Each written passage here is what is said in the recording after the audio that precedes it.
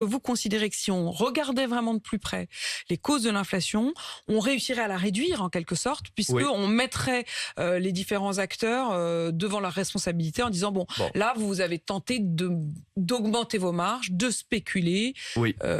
et ça n'est pas juste. Non, et vous voyez, ça concerne surtout les grandes entreprises internationales, des marchés internationaux. Vous pensez Quand à vous quoi? voyez, Dites-nous bah, parce qu'on quand comprenne. vous voyez que tous les fournisseurs arrivent avec des factures de transport en augmentation de 15, 20, 30%, et notamment les prix des conteneurs qui ont augmenté de 30%.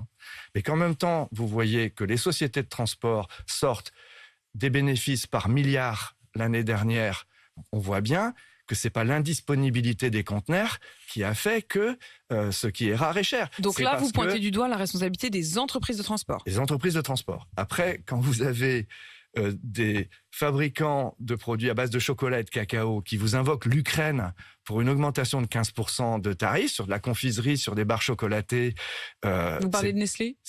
je parle de Nestlé, je parle de Mars. Il faut quand même pas déconner. On est sur l'autre continent pour le chocolat et le cacao.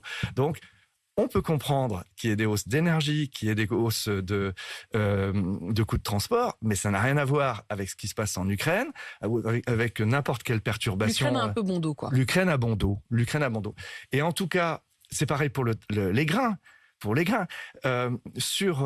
À la télévision française, vous avez pu voir des publicités l'année dernière de grandes marques d'huile de tournesol qui se vantaient, et c'était bien, que leur huile était franco-française, que c'était une huile nationale avec le petit drapeau, etc.